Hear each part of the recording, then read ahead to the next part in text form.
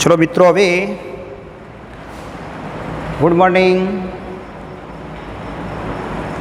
विद्यार्थी मित्रों। प्रकरण 6 खूब लघु है, सारी रीते तैयारी करजो। हवे आपणे आगळ जईए भाषांतरनी प्रक्रियाना तबक्का। काले आपणे ट्रांसफर आरएन सक्रियकरण कई रीते थाय, एमिनो एसिड ट्रांसफर आरएन साथे कई रीते जोड़ाय एनी वात करी हती समीकरण साथे समजवा माटे। आजे हवे एनो तबक्कानी वात करीए। प्रारंभनी पहेला वात करीशुं आपणे। तो भाषांतरनी प्रक्रियामां पहेला प्रारंभनी वात करीए। આગળના મુદ્દા છે એ જ આમાં ચોપડીમાં મૂકેલા છે। શરૂઆતમાં સક્રિયકરણ, આવેશીકરણ બધું મૂકેલું છે। રિબોઝોમનો નાનો પેટા એકમ, આ નાનો અને આ મોટો પેટા એકમ છે। તો નાનો પેટા એકમ મેસેન્જર આરએનએના કેપનો છેડો પાંચમા છેડા તરફ આવેલો હોય। કેપવાળો છેડો કઈ તરફ હોય? પાંચમા છેડા તરફ આવેલો હોય। તો એ કેપના ભાગે જોડાય છે। तो અહીંથી શરૂ કરશે, આમ જશે આખું। આ ભાગ છે એ આ બાજુ છે, એ અહીંથી ધીમે ધીમે ધીમે ધીમે ધીમે આમ ખસવાનું છે, ત્રીજા છેડા તરફ ખસે। અહીંયા એમિનો એસિડ બનાવવાની ક્રિયા ધીમે ધીમે આ રીતે કઈ તરફ જશે? આ ત્રીજા છેડા તરફ જાય છે। એટલે આ બાજુ છોડાય, પહેલાં અહીંયા જ જોડાશે। તો ભાષાંતર માટે મેસેન્જર આરએનએનો પ્રારંભિક સંકેત એયુજી, भाषांतर माटे मेसेंजर आरएनए पर एयुजी संकेत है, प्रारंभिक संकेत बराबर मिथियोनिन माटेनो छे। एनी ओळख फक्त प्रारंभिक ट्रांसफर आरएनए द्वारा ज करवामां आवे छे। कोना द्वारा करवामां आवे? प्रारंभिक ट्रांसफर आरएनए द्वारा ज एने ओळखे, बीजे कोई ट्रांसफर एने ओळखशे नहीं। तो एवा ट्रांसफर आरएनए प्रारंभिक संकेत जो मिथियोनिन ने स्वीकारे छे ए कोण कयो छे? Non formyl methionine transfer RNA बराबर। सुकोष केंद्रीय कोषोनी अंदर कोषरसमां non formyl methionine transfer RNA आवेला होय। आदि कोष केंद्रीय होय, रंजक कणो होय, कणाप सूत्रों छे तो एनी अंदर फॉर्माइल मिथियोनिन होय। कयो होय? फॉर्माइल मिथियोनिन होय। ए प्रारंभिक ट्रांसफर आरएनए छारे मिथियोनिन साथे जोड़ाशे बराबर। तो पी स्थान पर मेसेंजर आरएनए प्रारंभिक संकेत आवे। जा पी स्थान है ए पी ई आपणे વાત કરી दी काले बराबर। तो आ वच्चेनी जग्या पी जे रही है पॉलीपेप्टाइड बनाववावाળી जग्या है, त्यो आ प्रारंभिक संकेत आवे छे। आ प्रारंभिक संकेत माटे विशिष्ट एमिनो एसिड ट्रांसफर संकुल पी स्थान पर पहुंची जशे। जुओ ट्रांसफर आने और एमिनो एसिड जोड़ायेलो होय तो ट्रांसफर आने मिथियोनिन जोड़ायेलो होय, एरे ट्रांसफर आने पहलो पहुंचे। कयो? तो सुकोष केंद्रीय कोषमां नॉन फॉर्माइल मिथियोनिन आवशे अने आदि कोष केंद्रीय होय, रंजक कण होय, कणाप सूत्र होय तो कोण आवे? फॉर्माइल मिथियोनिन ट्रांसफर आने त्यां जोड़ी जशे। तो अहींया पी स्थान पर पहलो एरे आवतो होय छे बराबर। तो अहींया आपणे ए Mg+2 ની હાજરીમાં रिबोझोमनो मोटो पेटा एकम messenger RNA transfer RNA, messenger RNA आ ट्रांसफर आरएनए संकुल जोड़ाईने बने, संकुल साथे जोड़ाय छे। तो आ संकुल साथे अहींया शुं थशे? अस्थायी हाइड्रोजन बंध वच्चे बनी जशे अने जोड़ाता होय छे बराबर। तो पी स्थान पर आवीने पहेला जोड़ाशे कोण? मिथियोनिन प्रारंभिक संकेत ए अहींया मिथियोनिन ने शोधी काढशे तेओ, अरे मिथियोनिन पहलो त्यो शुरुआत करावतो होय छे बराबर। तो आ मिथियोनिन प्रारंभिक संकेत अहींया काम करशे। चलो प्रलंबननी वात करीए आपणे। सामान्य रीते एयुजी मिथियोनिन छे, पण भाग्ये जीयुजी वेलाइन पण काम करे छे। जीयुजी वेलाइन पण प्रारंभिक संकेत तरीके भाग्ये ज तो, पण वधारे वधारे उपयोग थतो होय तो कोण? एयुजी नो उपयोग थाय छे। तो आ रीते स्टार्ट करावा माटे मिथियोनिन थी थाय छे। अने ए स्टार्ट शुरुआत करावा माटे संकुल कया छे? नॉन फॉर्माइल मिथियोनिन आरएनए शमां होय? सुकोष केंद्रीय कोषरसमां होय। आदि कोष केंद्रीय रंजक कण कणाप सूत्रमां कयो होय? फॉर्माइल मिथियोनिन होय। અને આ મોટો એકમ અને નાનો એકમ બંને મેસેન્જર આરએનએ છે નાના એકમ ઉપર, મોટા એકમ પર પી સ્થાન છે એના પર ટ્રાન્સફર આરએનએ છે. એ ટ્રાન્સફર આરએનએ અને મેસેન્જર આરએનએ અહીંયા અસ્થાયી હાઇડ્રોજન બંધથી શું થશે જોડાઈ જતા હોય છે. બરાબર, આ રીતે આ સંકુલ તેઓ જોડાઈને પ્રારંભ કરાવતું હોય છે. પ્રલંબનની વાત કરીએ. બીજો ભાગ છે પ્રલંબન. પ્રલંબનની વાત કરીએ આપણે.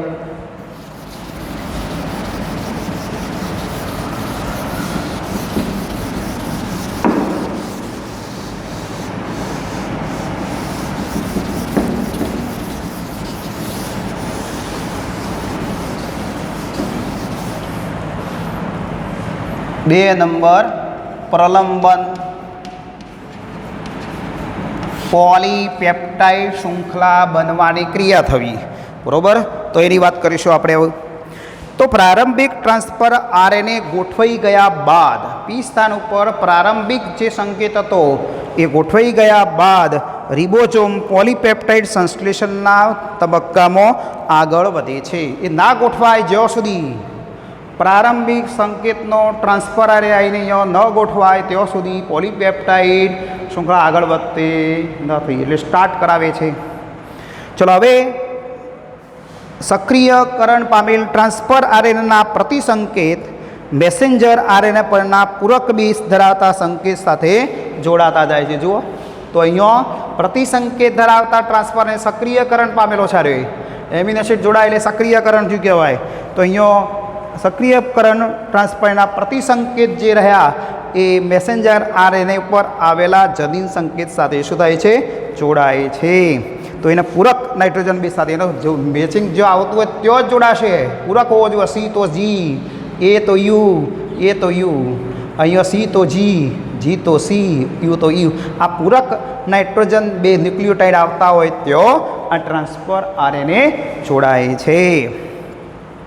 હવે આ પેપ્ટાઇડ બે સક્રિય ટ્રાન્સફર અને રિબોઝોમ સપાટી પર એકબીજાની નજીક આવતો એમિનો એસિડ વચ્ચે શું થશે? આ બે સક્રિય ટ્રાન્સફર નજીક આવ્યા. જો પી સ્થાન પર ગોઠવાયો, એ સ્થાન ઉપર આવીને ગોઠવાઈ ગયો. બરાબર, તો એ બે વચ્ચે શું થાય છે? પેપ્ટાઇડ બંધ બને છે. કયો? પેપ્ટાઇડ બંધ બને છે. બરાબર, તો અહીંયા આપણે પી સ્થાન પર રહેલા ટ્રાન્સફર નો એમિનો એસિડનો COOH અને એ સ્થાન ઉપર રહેલા ટ્રાન્સફર આરએનનો એમિનો એસિડનો NH2 સમૂહ. તો આનો કોણ છે? અરે એમિનો એસિડનો કોણ છે? COOH સમૂહ છે.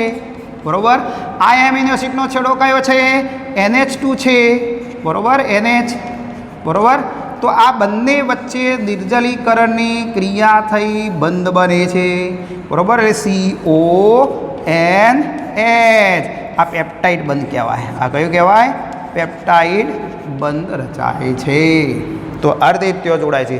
પી સ્થાન ઉપર રહેલા એમિનો એસિડનો કાર્બોક્સિલ સમૂહ અને એ સ્થાન ઉપર રહેલા એમિનો એસિડનો NH2 સમૂહ જોડાઈને પેપ્ટાઇડ બંધ બનાવે છે. તો પેપ્ટાઇડ બંધ બની ગયો અહીંયા. તો એ પેપ્ટાઇડ બંધ બનાવશે. આ પ્રક્રિયા જે રહી એ પેપ્ટિડાઇલ ટ્રાન્સફરેજ ઉત્સેચક દ્વારા થાય. તો આ બંને જોડાવાની ક્રિયા માટે ઉત્સેચક કયો છે? પેપ્ટિડાઇલ ટ્રાન્સફરેજ. તો અહીંયા ટ્રાન્સફરેજ ઉત્સેચકની મદદથી થાય છે. આપણા નથી આપ્યો ઉત્સેચક. તો આ ઉત્સેચકની મદદથી આ પ્રક્રિયા તે જોડાવાની એટલે નિર્જલીકરણ ક્રિયા કરાવતું હોય છે. ચલો હવે પ્રક્રિયામાં ટ્રાન્સફર આરએનએ અને એમિનો એસિડ વચ્ચેનું જોડાણ પી સ્થાને તૂટી જાય છે. હવે આ પી સ્થાને એમિનો એસિડ મુક્ત કરશે અને આ જોડાણ તૂટી જશે અને બહાર નીકળશે. તો અહીંયા આપણે પેપ્ટાઇડ બંધના નિર્માણ માટે શક્તિની આવશ્યકતા રહેલી છે. અને આ શક્તિ ક્યાંથી મળે છે? એટીપી અને જીટીપીમાંથી. એક એટીપી અને બે જીટીપી અણુઓ ઉપયોગમાં આવતા હોય છે, જેની વાત પછી કરીએ છીએ આપણે. તો પ્રોટીન્સ અને ઘણી બધી શક્તિનો વપરાશ થતો હોય છે અહીંયા. બરાબર, તો અહીંયા શક્તિ વપરાય છે. ચલો હવે પેપ્ટાઇડના નિર્માણનો દર ઝડપી થઈ જાય છે. રિબોઝોમની હાજરીમાં આ પેપ્ટાઇડ બંધ બનવાની ક્રિયા ઝડપી થતી હોય છે. હવે રિબોઝોમ મેસેન્જર પર એક સંકેતથી બીજા સંકેત તરફ ત્રીજા છેડા તરફ ખસે છે. તો હવે રિબોઝોમ જે રહ્યો એક સંકેત જેટલું જ અંતર ખસે છે કઈ દિશામાં? ત્રીજા છેડા તરફ ખસે છે. તો આ ભાગ જે રહ્યો ક્યાં ખસે છે? આમ ખસશે આખો, તો આમ આવી જશે આટલો, પછી આમ ખસશે, પછી એક સંકેત જેટલું અંતર જ ખસતો જાય. એ એક જનીન સંકેત જેટલું અંતર હોય એટલું જ આમ ખસતો જશે આ રીતે, અને ત્રીજા છેડા તરફ ખસે છે. તો ત્રીજા છેડા તરફ એ ખસતો જશે. એક પછી એક એમિનો એસિડ ડીએનએ દ્વારા નિર્દેશિત અને મેસેન્જર આરએનએ પર આવેલા જનીન સંકેતને અનુક્રમ. તો અહીંયા ડીએનએ પરની માહિતી પ્રમાણે જે રીતે મેસેન્જર આરએનએ પર જનીન સંકેતો ગોઠવાયેલા છે એને અનુરૂપ એક પછી એક બધા એમિનો એસિડ બધા શું થતા જાય છે? ગોઠવાતા જાય છે અને એકબીજા સાથે જોડાતા જશે. તો કયા બંધથી જોડાયા? પેપ્ટાઇડ બંધથી જોડાયા. પેપ્ટાઇડ બંધથી જોડાતા જ જશે. જો બધા વચ્ચે પેપ્ટાઇડ બંધ છે, લોબી પોલીપેપ્ટાઇડ શૃંખલા બને છે. તો અહીંયા આપણે ભાષણ આ રીતે નવા એમિનો એસાઇલ ટ્રાન્સફરને સંકુલને આકર્ષાતા જશે. નવા એ સ્થાન ઉપર આવેલો સંકેત પી સ્થાન ઉપર પહોંચે એટલે નવો પાછો એ ઉપર આવી જાય, પાછો ઓમ ખસે, બરાબર. અહીંયા છોડી દે, ટ્રાન્સફર મુક્ત થઈને ખુલ્લો થઈને બહાર નીકળે, જુઓ નીકળી જ જાય આમ, બરાબર. એનિમેશન સ્લાઇડ યુટ્યુબ ઉપર જોશો તો જોવા મળશે આપણને. તો નવો ટ્રાન્સફર એ સ્થાને આવશે, એ વાળો પી સ્થાને પહોંચે, પી વાળો ઈ એક્ઝિટ એટલે ત્યાંથી બહાર નીકળી જશે મુક્ત કરી, બરાબર. તો આ રીતે એમિનો એસિડ ક્રમમાં ગોઠવાતા જાય છે અને પોલીપેપ્ટાઇડ શૃંખલા લોબી બને છે. પેપ્ટાઇડ શૃંખલામાં સમાવિષ્ટ દરેક એમિનો એસિડ માટે શક્તિ કેટલી વપરાય છે અહીંયા નહીં લખ્યું, આપણે શક્તિ વપરાય જેવું જ કીધું હતું. તો અહીંયા પોલીપેપ્ટાઇડ જે શૃંખલા બની છે એમાં દરેક એમિનો એસિડ જો ગોઠવાઈને પેપ્ટાઇડ બંધ બને, અહીંયા પેપ્ટાઇડ બને, અહીંયા પેપ્ટાઇડ બને, તો પોલીપેપ્ટાઇડ દરેક એમિનો એસિડ ગોઠવાતો જાય તો પેપ્ટાઇડ બંધ બનતો હોય છે. દરેક જગ્યાએ શું છે? પેપ્ટાઇડ બંધ છે. અરે અને એ પેપ્ટાઇડ બંધ માટે શક્તિ કેટલી વપરાય? તો એક એટીપી અને 2 જીટીપી જેટલી શક્તિ વપરાય છે, બરાબર. આ અણુઓનો એક એટીપી અને 2 જીટીપી અણુનો ઉપયોગ થાય છે. તો ટૂંકો પ્રશ્ન પણ નીટનો બની શકે અહીંયા કે ભાઈ પેપ્ટાઇડ શૃંખલામાં સમાવેશ દરેક એક એમિનો એસિડ માટે કેટલા એટીપી અને જીટીપીના અણુઓ વપરાય છે, બરાબર. શક્તિના કેટલા અણુઓ વપરાય છે? તો એટીપીનો એક અણુ અને જીટીપીના 2 અણુઓ વપરાતા હોય છે. તો એનો ઉપયોગ કરવામાં આવતો હોય છે. તો આ રીતે પેપ્ટાઇડ શૃંખલા અહીંયા બનવા મળી. શું થયું? મેસેન્જર આરએનએ પર સંકેત મુજબ એક પછી એક એમિનો એસિડ આવતા જશે, એનું સાથે પૂરક ન્યુક્લિયોટાઇડ સાથે જોડાણ કરશે, નહીં હોય તો જોડાણ નહીં કરે તો મુક્ત થઈ જશે, બરાબર. જોડાઈ જશે તો પછી એ વાળો પી સ્થાને, પી વાળો અને એના વચ્ચે બંધ બનતો જશે, બરાબર. એ વખત શક્તિ વપરાય છે. ઉત્સેચક કયો? પેપ્ટિડાઇલ ટ્રાન્સફરેઝ, બરાબર. અને પછી રિબોઝોમ એક સંકેત જેટલું જ અંતર અહીંયાથી ઓમલા બંધ આટલું જ અંતર આવશે, તો આટલું અંતર, પછી આટલું અંતર આમ ખસશે. કઈ દિશામાં? ત્રીજા છેડા તરફ ખસે છે. તો આ રીતે પોલીપેપ્ટાઇડ શૃંખલા બનતી હોય છે. તો અહીંયા આપણે સમાપ્તિ કહી. પૂરી થયેલી ક્યારે ગણાય એની વાત કરીએ. પૂરી થયેલી પોલીપેપ્ટાઇડ શૃંખલા ક્યારે ગણાય એની વાત કરીશું હવે. તો પ્રલંબન પછી સમાપ્તિ. કોની વાત આવશે? સમાપ્તિની વાત કરીએ.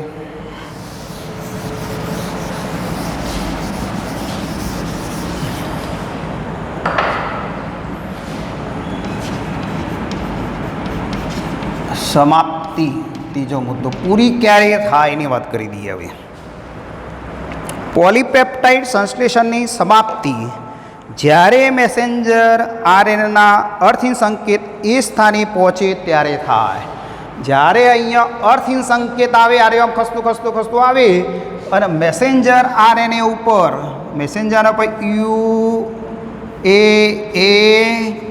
UAG કોતો UGA આ ત્રણમાંથી કોઈ સંકેત અહીંયા એ સ્થાન ઉપર પહોંચે ત્યારે કોઈ ટ્રાન્સફર આવશે પણ કોઈનું મેચિંગ થશે જ નહીં, કોઈનું ઓળખતો જ નહીં રહેતો. ટ્રાન્સફર થઈને ઓળખતો જ નથી એ, એના માટે એમિનો એસિડ કોઈને ઓળખતા જ નહીં, ટ્રાન્સફર આને પણ નથી, આના ટ્રાન્સફર છે જ નહીં. 64માંથી 64 સંકેતો હતા આપણી પાસે, બરાબર. 64માંથી 3 આરે કોઈ પણ એમિનો એસિડ ઓળખતા નથી, એટલે અર્થહીન સંકેત કહેવાય. અર્થહીન સંકેત છે એટલે આપણી પાસે કેટલા રહ્યા? ઓળખવાવાળા 61 સંકેતો જ રહ્યા, એટલે 61 ટ્રાન્સફર એને શું, એટલે આનો તો ટ્રાન્સફર છે જ નહીં, આવશે જ નહીં, કોઈ એમિનો એસિડ છે નહીં, ગોઠવાતો જ નથી. એટલે પોલીપેપ્ટાઇડ શૃંખલા કેવી થઈ ગયેલી ગણાય? પૂર્ણ થયેલી ગણાય છે. તો અર્થહીન સંકેત કોઈ પણ ટ્રાન્સફર એને ઓળખતા નથી. તો અર્થહીન સંકેત માટે કોઈ ટ્રાન્સફર આરએનએ આવેલા છે નહીં, એટલે ઓળખતા જ નથી. તેથી વધુ એમિનો એસાઇલ ટ્રાન્સફર આને એ સ્થાન પર પહોંચતા નથી. તેથી વધુ કોઈ એમિનો એસિડ એસાઇલ ટ્રાન્સફર હોય આવશે જ નહીં, કારણ કે ઓળખતા જ નહીં, એના માટે ટ્રાન્સફર છે જ નહીં, તો આવવાનું જ નહીં. કોઈ ટ્રાન્સફર આને એમિનો એસાઇલ ટ્રાન્સફર આને આવવાનું જ નથી અહીંયા, એટલે જોડાશે નહીં. ચલો હવે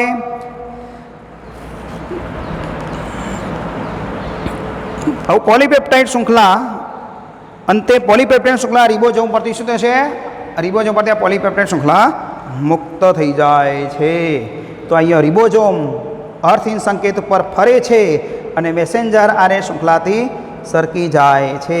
મેસેન્જર શૃંખલા ઉપરથી એ રિબોઝોમ અર્થહીન સંકેત ઉપર ખસે છે, ઓમ બરાબર, ફરે છે ઉપર, એવો તો ફરતો આવશે આખો, અને એના પરથી આ મેસેન્જર એને શૃંખલા મુક્ત થઈ જાય છે, છૂટી સરકી જાય છે. રિબોઝોમના 2 પેટા એકમ અલગ થાય છે અથવા વિયોજન કારકની હાજરીમાં છૂટા પડી જશે. તો આવા બંને એકમે છૂટા પડી જશે. પોલીપેપ્ટાઇડ નાનો એકમ અને પેટા એકમે છૂટા પડી જાય છે. મેસેન્જર આરએનએ શૃંખલા છૂટી પડી જાય છે. પોલીપેપ્ટાઇડ શૃંખલા પૂર્ણ થઈ જાય પછી આ ક્રિયા થતી હોય છે. તો અહીંયા જ્યારે મેસેન્જર આરએનએ ઉપર અર્થહીન સંકેત કોઈ આવે, યુએજી, યુજીએ કોઈ પણ એક આવે, એટલે આપણે અહીંયા કોઈ ટ્રાન્સફર આરએનએ આવતો હતો, ટ્રાન્સફરને એમિનો એસિડ આવતું જ નથી, થયો આનો ટ્રાન્સફર જ નથી, એ એમિનો એસિડને ઓળખતો નથી, એટલે અહીંયા કોઈ એમિનો એસિડ ગોઠવાતો નથી. એટલે પોલીપેપ્ટાઇડ શૃંખલા કેવી ગણાય છે? પૂર્ણ થયેલી ગણાય છે. એટલે આ સંકેતોને સમાપ્તિ સંકેત કહેતા હતા આપણે, એને સમાપ્તિ સંકેત તરીકે ઓળખતા હતા આપણે. ચલો, અમે રિબોઝોમ મેસેન્જર પરથી મુક્ત થઈ જાય, બંને પેટા એકમો છૂટા પડી જાય છે, વિયોજન પામે છે. મેસેન્જર આરએનએ શૃંખલા છૂટી પડી જાય છે, પૂર્ણ થઈ જાય, પોલીપેપ્ટાઇડ શૃંખલા છૂટી પડી જાય, બરાબર. તો અહીંયા આપણે આ રીતે ક્રિયા થતી હોય છે.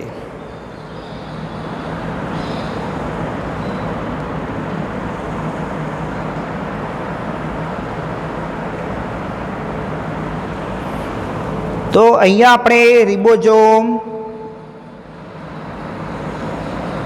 મુક્તિકારક સમાપ્તિ સંકેત સાથે જોડાવાથી ભાષાંતરની પ્રક્રિયાનો અંત આવે છે. રિબોઝોમમાંથી સંપૂર્ણ પોલીપેપ્ટાઇડ શૃંખલા કેવી થઈ જાય? આ પોલીપેપ્ટાઇડ શૃંખલા રિબોઝોમ પરથી મુક્ત થઈ જાય છે. એ મુક્ત થયેલી પોલીપેપ્ટાઇડની શૃંખલામાં માત્ર એમિનો એસિડ જોડાયેલા છે, એટલે પ્રાથમિક પ્રોટીનનું સ્વરૂપ કહેવાય. આપણે ભણી રહ્યા છીએ 11માં પ્રોટીનના. ચલો, આવી એક ગળીમય ઓમ બને, આખી ઓમ ગળીમય બની જાય. આ તો સીધી શૃંખલા છે આની ઓમ, પણ હવે ગળીમય ઓમ બની જાય, બરાબર. હાઇડ્રોજન બંધ રચાય તો દ્વિતીય અને તૃતીય સ્વરૂપ બને છે, ચતુર્થ પ્રોટીન બનતું હોય છે, અને પછી એ પ્રોટીન કાર્યશીલ લક્ષણો અભિવ્યક્ત કરે, ઉત્સેચક બનાવે, અંતઃસ્રાવ બનાવે, કાર્ય કરતું હોય છે.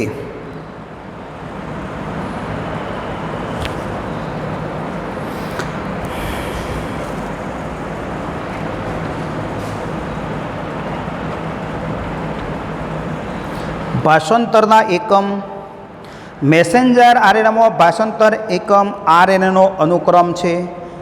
મેસેન્જર આરએનએના છેડા પર પ્રારંભિક સંકેત એયુજી, છેડા ઉપર શરૂઆતમાં કોણ હોય? મેસેન્જર આરએનએના શરૂઆતના ભાગમાં દાખલા તરીકે એયુજી, એ તો પ્રારંભિક સંકેત છે, બરાબર. અને છેડા પર કયો આવે? યુએએ, યુએજી, યુજીએ હોય, સમાપ્તિ સંકેત આવેલા હોય છે. અને પોલીપેપ્ટાઇડના સંકેત હોય છે. ભાષાંતર રહિત વિસ્તાર મેસેન્જરમાં કેટલાક વધારેના આરએનએ અનુક્રમ આવેલા હોય છે જેને ભાષાંતર થતું નથી, તેને ભાષાંતર રહિત વિસ્તાર કહેવાય. અનટ્રાન્સલેટ રિજિયન કહીશું આપણે, અનટ્રાન્સલેશન રિજિયન કહેવાય. ભાષાંતર રહિત એટલે કેવો વિસ્તાર આવે કે ત્યાં ભાષાંતર થાય જ નહીં, કોઈ એમિનો એસિડ ટ્રાન્સફરન્સ આવ્યો છે જ નહીં તો એવું, તો અહીંયા આપણે ભાષાંતર થતું નથી. તો એ વિસ્તારને શું કહેવાય? UTR કહેવાય એને. UTR ભાષાંતર રહિત વિસ્તાર કહીશું. UTR એ પાંચમા છેડા પ્રારંભિક સંકેત પહેલાં અને ત્રીજા છેડાના બંને પર આવેલો હોય છે. અગાઉ આપણે ભણીને આવ્યા હતા તો ભાઈ આવા વિસ્તાર ક્યાં હોય? તો અહીંયા આપણને આવી એક વાત, પાંચમા છેડા તરફ પ્રમોટરના બાજુમાં અહીંયા આ વિસ્તાર આપણે દોરી તો એ UTR કહેવાય. ત્રીજા છેડા પછી અહીંયા એક આપણે દોરી તો સમાપ્તિ કારક અહીંયા દોરી તો આ UTR કહેવાય. કોઈ ભાષાંતર અહીંયા થતું નથી. તો અહીંયા આપણને UTR એ પાંચમા છેડે પ્રારંભિક સંકેત પહેલાં અને ત્રીજા છેડે સમાપ્તિ સંકેત બંને પહેલાં આવેલા હોય છે. તો ત્રીજાના પહેલો અને પાંચમાના પહેલો આવેલો હોય છે. બરાબર. તો અહીંયા આ અનટ્રાન્સલેશન રિજિયન કહેવાય. બરાબર. તો પાંચમા છેડે અને ત્રીજા છેડા બંને પર આવેલા હોય છે. તો ત્રીજા અને પાંચમાના વચ્ચેનો વિસ્તાર છે એ આખો વિસ્તાર કયો કહેવાય? આ કાર્યક્ષમ વિસ્તાર કહેવાય. આ કાર્યક્ષમ વિસ્તાર કહીશું આપણે. બરાબર. ટ્રાન્સલેશન રિજિયન કહેવાય રે. આ ટ્રાન્સલેશન થતું નથી એટલે UTR કહેવાય. આ UTR કહેવાય. બરાબર. જે આગળ આકૃતિમાં આપણે બતાવેલા હતા, આપણે ભણ્યા.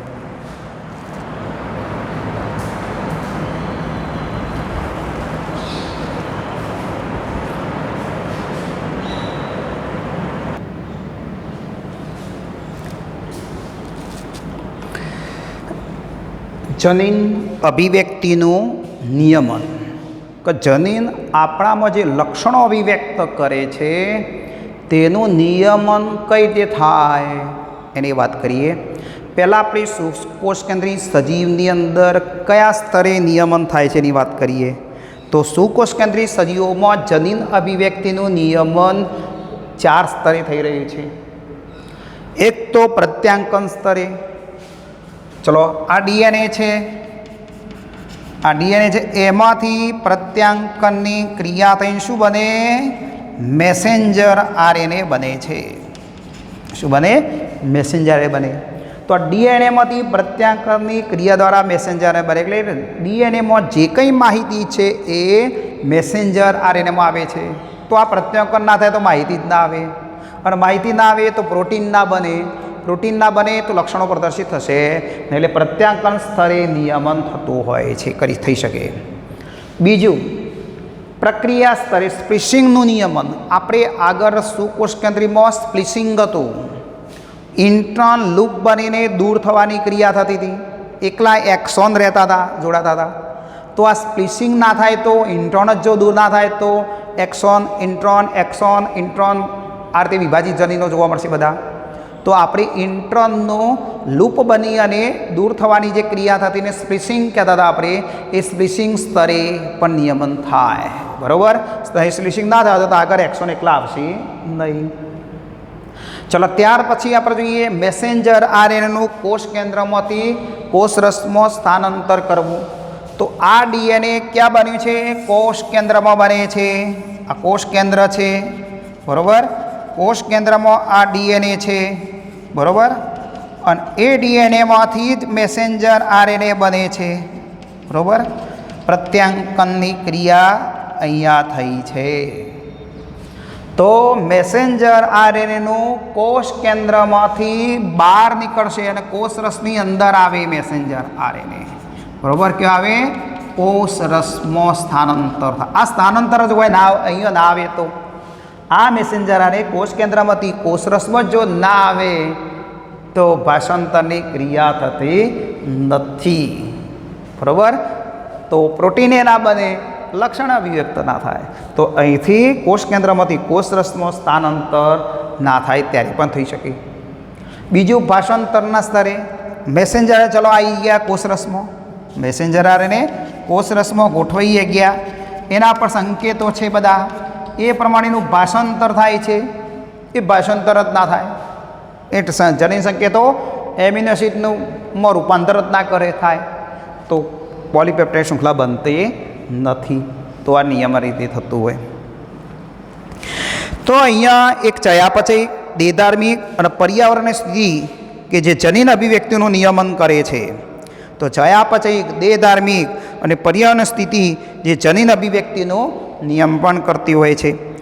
એક ભ્રૂણમાં પરિપક્વ સજીવમાં એક ભ્રૂણ છે, શુક્રકોષ અને અંડકોષ જોડાયા એટલે ફલિતાંડ બન્યું, અને એ ફલિતાંડમાંથી જે ભ્રૂણ બને છે એ ભ્રૂણમાંથી વિકાસ થઈ સજીવનો વિકાસ અને વિભેદન એ વિવિધ જનીન સમૂહોની અભિવ્યક્તિનું સનિયમનનું પરિણામ છે. તો ભ્રૂણની અંદરથી સજીવ જ્યારે બને છે, એનો વિકાસ થાય છે, વિભેદન થાય, કોષો વિભેદન પામી પેશીઓ બનાવે, પેશીઓમાંથી અંગો બને, અંગો ભેગા મળી અંગતંત્રો બને, તંત્રો ભેગા મળી સજીવ બની રહ્યું છે. તો આ એક જનીન સમૂહોના અભિવ્યક્તિનું સનિયમનનું પરિણામ છે. જો એ નિયમન ના થયું હોય, પ્રોટીન ના બન્યું હોત તો એ લક્ષણો બધા પ્રદર્શિત થઈ શકે નહીં, અંગો બને નહીં. તો આ બધી ચયાપચયની ક્રિયાઓ કે દેહધાર્મિક ક્રિયાઓ પર્યાવરણ ઉપર, આ પર્યાવરણીય ઘટકો એ બધા જ આપણા જનીન અભિવ્યક્તિની ક્રિયાઓ ઉપર શું કરતા હોય છે? અસર કરે છે. જનીન દ્વારા જ ચયાપચયની ક્રિયાઓ થાય, દેહધાર્મિક ક્રિયાઓ થાય છે, તો એ નિયમન થતું હોય છે.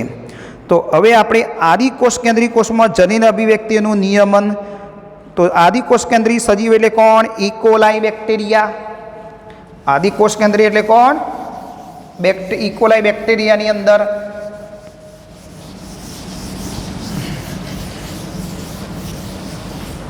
તો આદિકોષ કેન્દ્રીય ઇકોલાઈ બેક્ટેરિયાના કોષમાં જનીન અભિવ્યક્તિનું નિયમન જે રહ્યું એ કેટલાક પ્રભાવી સ્થાન છે અને પ્રત્યાંકનના પ્રારંભિક દરનું શું કરે છે?